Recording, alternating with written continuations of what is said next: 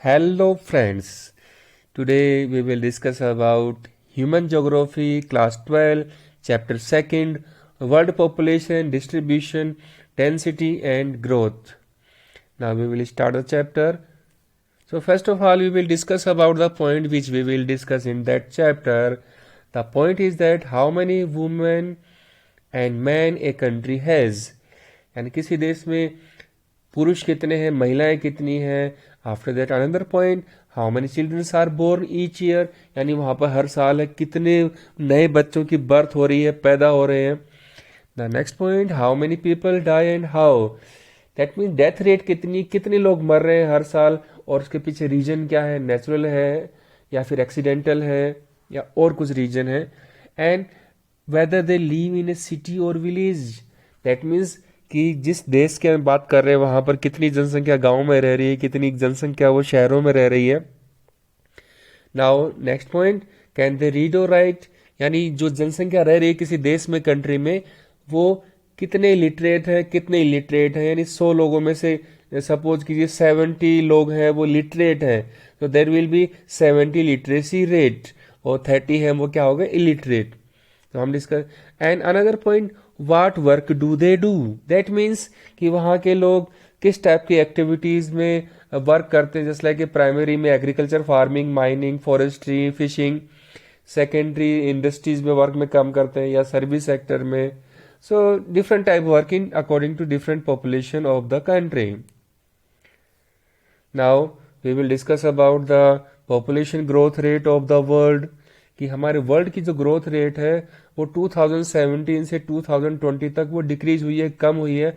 यहाँ पर हम देखेंगे जो पॉपुलेशन है 2070 से लेके 2020, यानी अभी चल रहा है 2020, तो यहाँ पे ग्रोथ रेट है वो कम है. यानी 1.12, 1.10, 1.05, 1.0805, तो यहाँ पर ग्रोथ रेट है वो डिक्रीज हुई है, कम हुई है. But if we look toward the total population, approximately 81 million peoples increase per year. 81 million peoples है वो हर साल पूरे वर्ल्ड पॉपुलेशन वो इंक्रीज हो रहे हैं. यहाँ पर मैं बात करूंगा American geographer George B Cressey. उन्होंने इंडिया या एशिया के बारे में क्या कहा है, Asia has many places where people are few and few places where people are very many.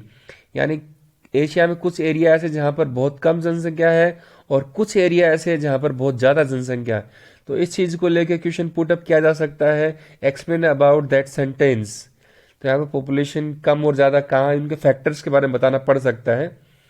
Now another point, pattern of population distribution in the world, that means कि हर country के अंदर डिफरेंट क्लाइमेटिक कंडीशन है, different industrial sector हैं, different resources हैं, different factors हैं. जो किसी country में ज़्यादा पॉपुलेशन है, किसी में कम है, तो उस पैटर्न की हम बात करेंगे. So first of all, population distribution, it refer to the way people are spaced over the earth surface. यानी क्या क्या रीजंस हैं जिसके पीछे अलग अलग लोग रह रहे हैं कहीं पर. तो यहाँ पर हम बात करेंगे ऑल ओवर वर्ल्ड को. अगर हम 100% मानते हैं तो यहाँ पर हमारे जो 10% पॉपुलेशन है, 10% पॉपुलेशन है वो कितने एरिया पे रह रही है, 90%. यानी 10% जनसंख्या है वो पूरे संसार या वर्ल्ड के 90% एरिया पे रह रही है. तो यहाँ पर अब बात करते हैं, दैट मीन्स 90% जो एरिया हमारा बच गया वहां पर कितनी परसेंट जनसंख्या हो गई, 10%. तो इसके पीछे डिफरेंट फैक्टर हैं कि अलग अलग पैटर्न देखने को मिलता है कि 10% एरिया के ऊपर 90% पॉपुलेशन रह रही है. Now we will look toward the 10 most populated country all over the world. यानी 10 ऐसे कंट्रीज हैं जहां पर सबसे ज्यादा जनसंख्या है.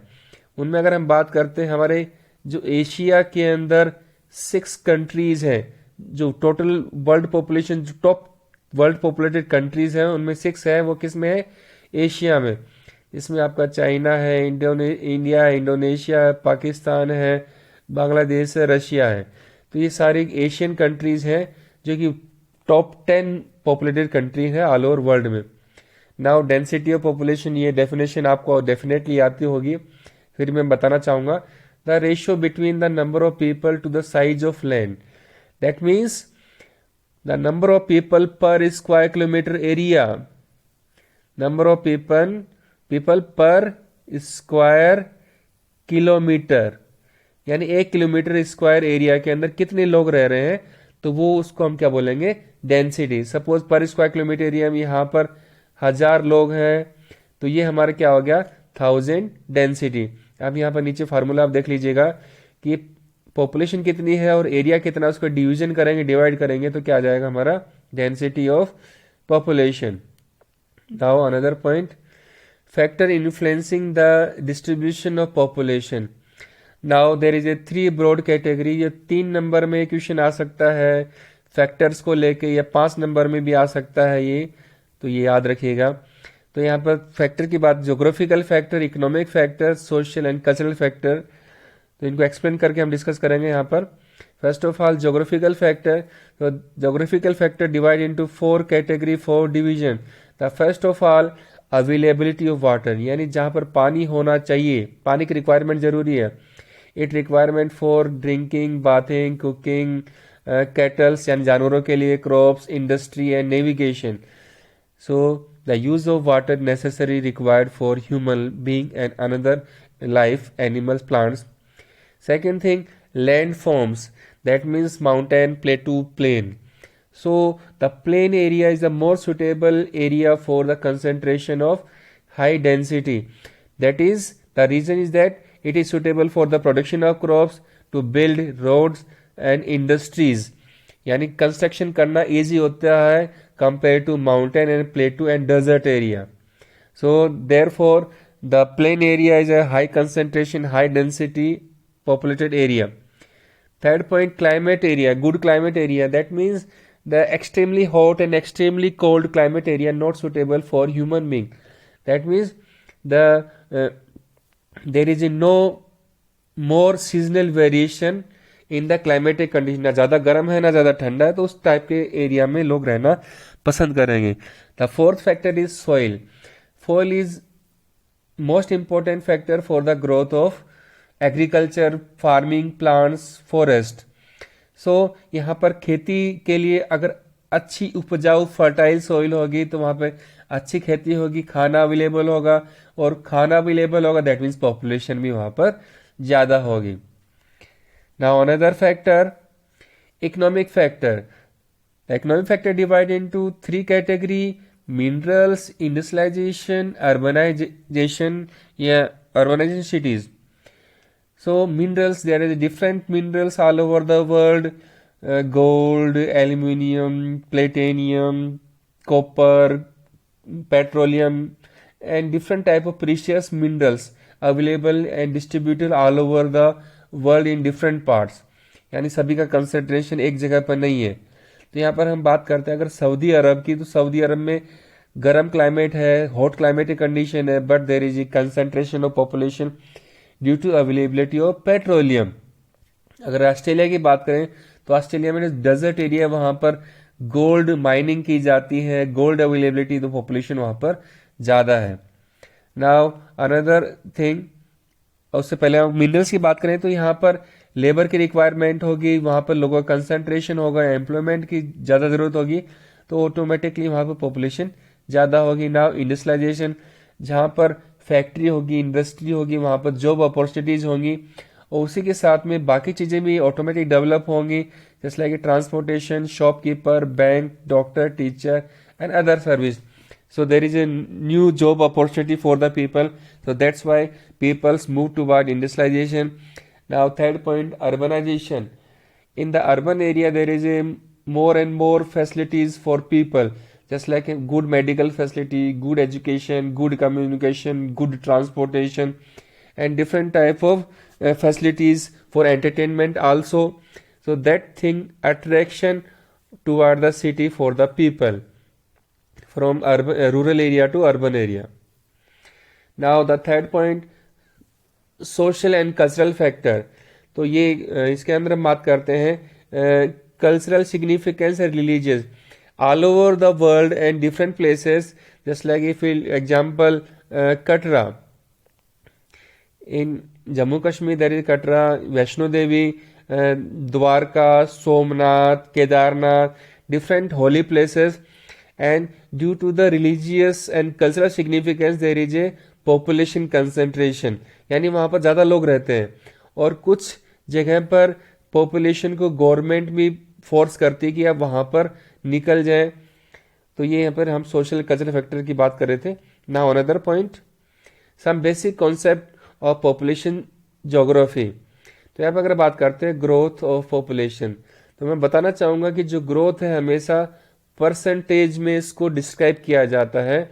Suppose in A area 100 population, 100 लोग वहाँ पर रह रहे हैं और एक साल के अंदर वहाँ पर सपोज कीजिए 5 बच्चों की बर्थ होती है एंड 3 लोगों की डेथ हो जाती है, तो इसको माइनस करेंगे तो यहाँ पर हमारा 2 आएगा और वहाँ पर 100 प्लस करेंगे तो हमारा क्या हो जाएगा 102। तो ये 2 क्या हो गया हमारा ग्रोथ रेट हो गई। 2 हमारी क्या ग्रोथ रेट हो गई। Now we will to look toward the growth rate of Indian population.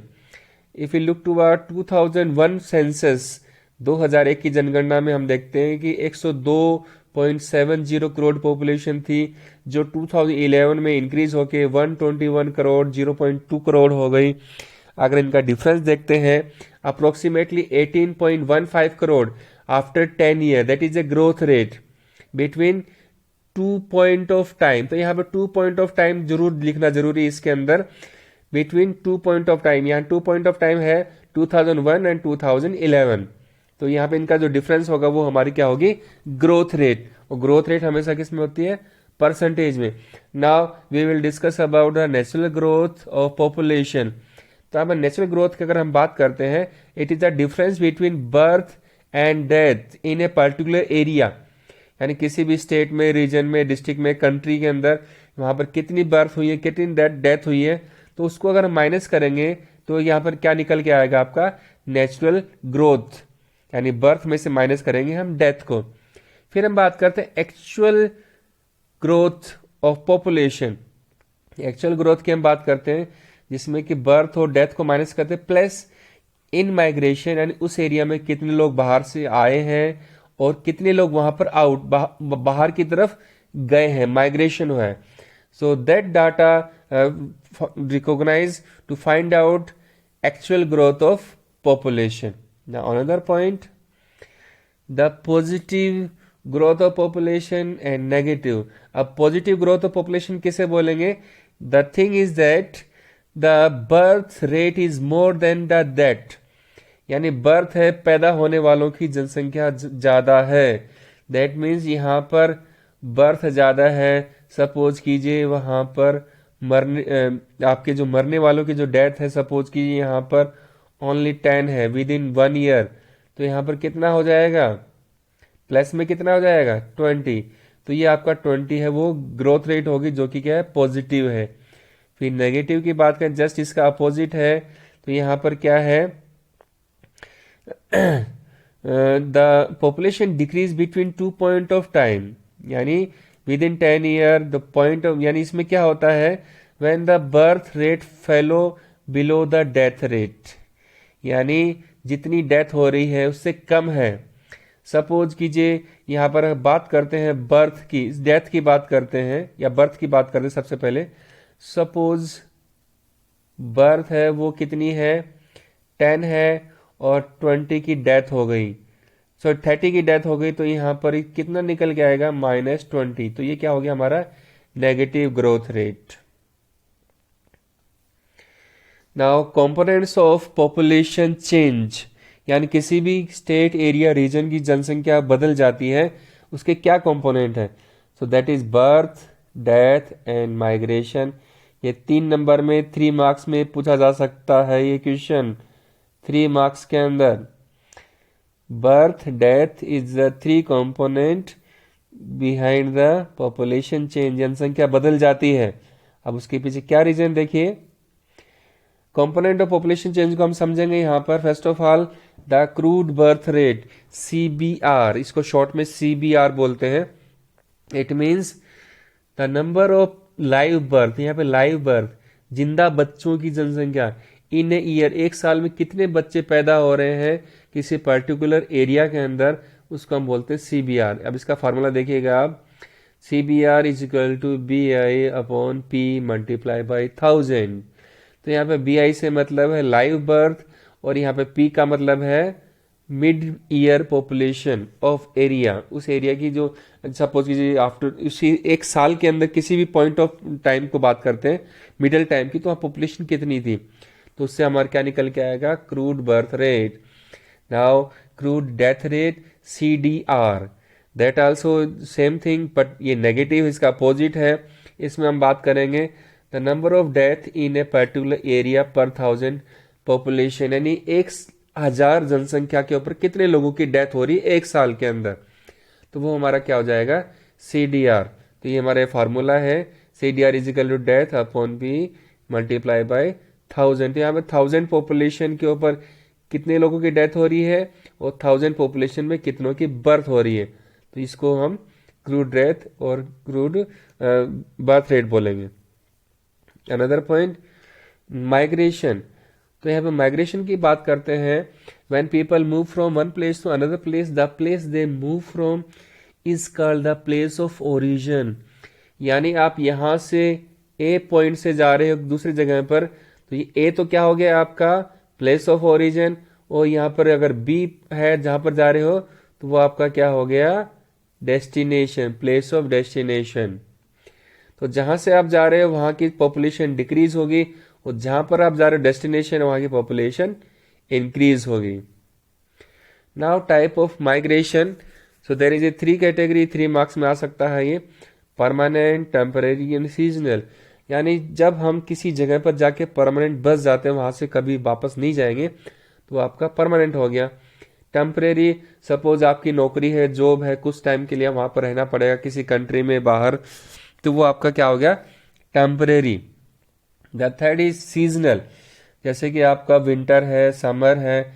सो यहाँ पर अगर हम बात करते हैं ट्राइबल कम्युनिटीज की या शेफर्ड की, they move along with their cattles, animals for the search of food and grass fodder in different part of area as per change of season. तो इसको मूवमेंट को हम बोलेंगे seasonal.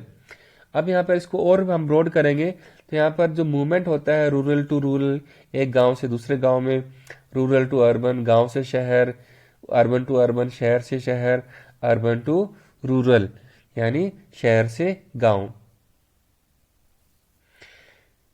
Now the same person is both immigrant and emigrant, यानी एक आदमी immigrant भी है, एमिग्रेशन भी है, दोनों ही है।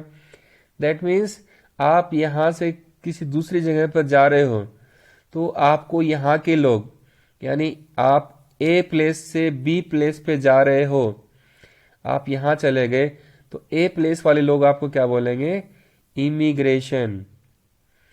और यहां पर एमिग्रेशन, यानी वहां पर आप जा रहे हो, किसी बाहर की जगह से आ रहे हो, तो आपको क्या बोला जाएगा, यहाँ के बी जो लोग हैं वो क्या बोलेंगे, emigration. Now the what are the factor behind the migration of people, तो इनको 2 कैटेगरी में डिवाइड किया गया, push factor and pull factor. ये भी 3 मार्क्स में आ सकता है। पुश फैक्टर यानी धक्का देना, यानी आपको क्या मजबूरी है जिससे कि आपको वहां से जाना पड़ रहा है, तो यहाँ पर हम देखते हैं जो आपको पसंद नहीं है वहां पर, there are different reason behind that thing, unemployment, poor living condition, बेरोजगारी है वहां पर, जॉब अपॉर्चुनिटी नहीं है, poor living condition that means transportation, communication, good education, health, electricity, ये कंडीशन वहाँ अवेलेबल नहीं है। And political turmoil, just like Jammu Kashmir की बात करते हैं, वहाँ पर कश्मीरी पंडित हैं, वहाँ से चले गए तो पॉलिटिकल रीजन हो गया। Unpleasant climate, just like desert area है, वाटर अवेलेबल नहीं है, ड्राउट है, सूखा है। Natural disaster that means landslide area है, फ्लड एरिया है, सुनामी एरिया है, तो उस कंडीशन में लोग उस फैक्टर को क्या बोलेंगे, push factor. And another epidemic, यानी बीमारी है, महामारी है, उस तरह की चीजें, तो वो भी पुश फैक्टर का काम कर दें। नाउ पुल फैक्टर, यानी आपको खींचना है, कौन सी आपको चीजें अट्रैक्ट कर रही हैं।